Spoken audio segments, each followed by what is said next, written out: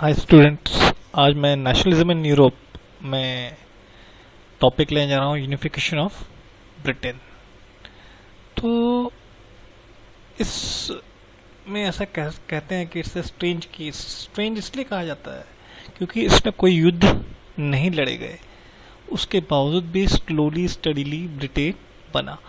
तो इसमें कुछ चीज़ें हम सबसे पहले जो देखेंगे वो है कि ग्रेट ब्रिटेन क्या है। स्कॉटलैंड, इंग्लैंड और वेल्स ये मिलके क्या बना है? Great Britain. और आयरलैंड जो है उसमें नॉर्दर्न आयरलैंड है और रिपब्लिक आयरलैंड है। ठीक है, जो नॉर्दर्न आयरलैंड है वो ग्रेट ब्रिटेन के साथ में प्लस हुआ, यानी कि स्कॉटलैंड, इंग्लैंड और वेल्स ये जो कि ग्रेट ब्रिटेन का हिस्सा है, और साथ में नॉर्दर्न आयरलैंड, इनको मिलके क्या कहते हैं? UK, United kingdom.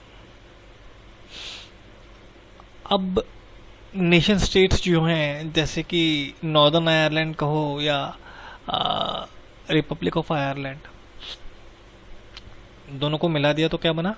Ireland, northern Ireland और रिपब्लिक। और ब्रिटेन में जो फॉर्मेशन हुआ है, या ब्रिटेन का जो फॉर्मेशन हुआ है, वो एक कोई रिवॉल्यूशन हुआ उसके द्वारा ऐसा नहीं हुआ, बल्कि स्लोली स्टडीली लॉन्ग टर्म में एक प्रोसेस के द्वारा, ये लॉन्ग टर्म प्रोसेस के द्वारा जो है ब्रिटेन स्टैब्लिश हुआ या बना।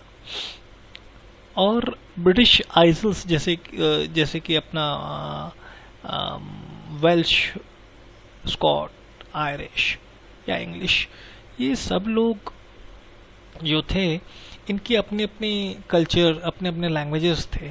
ठीक है, और इनकी अपनी अपनी ट्रेडिशंस थी, अलग अलग ये जो है ग्रुप्स वहाँ पे थे जिनकी अपनी अपनी आइडेंटिटी थी। स्कॉट की अपनी आइडेंटिटी थी, इंग्लिश की अपनी आइडेंटिटी थी, उनके अपने कल्चर थे, अपनी लैंग्वेजेस थी।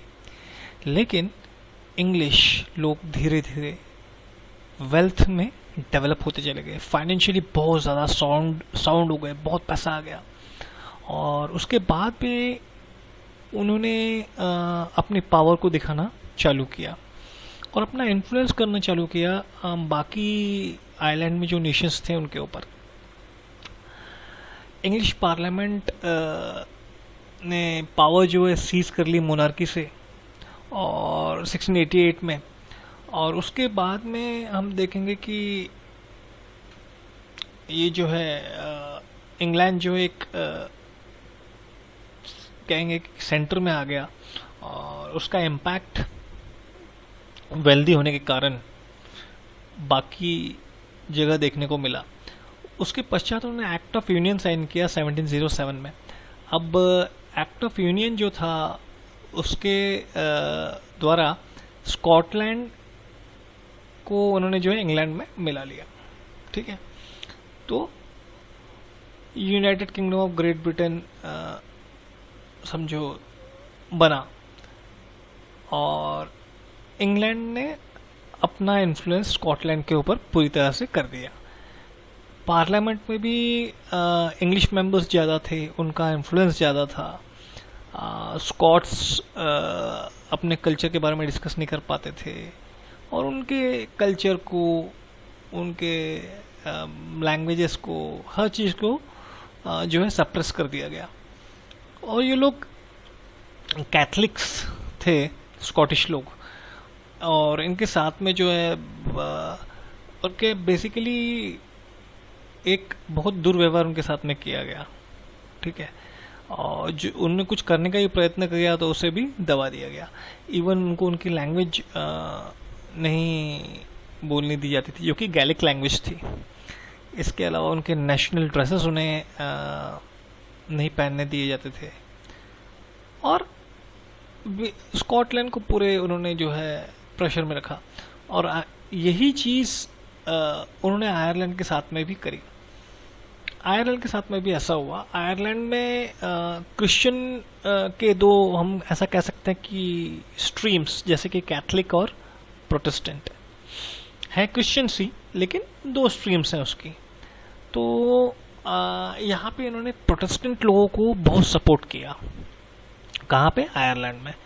क्योंकि इंग्लैंड में भी, या इंग्लिश जो इंग्लैंड था वहाँ पे भी ज़्यादा प्रोटेस्टेंट लोगों की संख्या थी, तो आयरलैंड में जो प्रोटेस्टेंट जिनकी संख्या कम थी उनको सपोर्ट किया, और कैथलिक लोगों की संख्या ज़्यादा थी। इसके बावजूद भी इन्होंने प्रोटेस्टेंट को सपोर्ट किया और कैथलिक्स लोगों को सप्रेस कर दिया,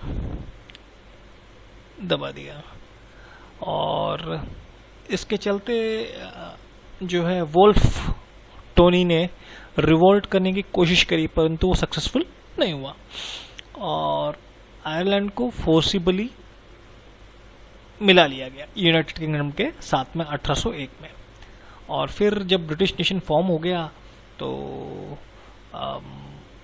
बात ये आई कि भैया हम कैसे डिस्प्ले करें कि दिस इज नेशन, और नेशनलिज्म को या नेशन स्टेट को भावनाओं को जागृत करने के लिए, ठीक है, क्या किया जाए।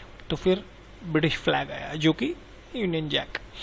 उसके बाद में नेशनल एंथम आया, God save our noble king, और इंग्लिश लैंग्वेज को प्रमोट किया गया, और ये बाकी जितने भी थे सब जो एक सबऑर्डिनेट पार्टनर के रूप में इस यूनियन में आ गए।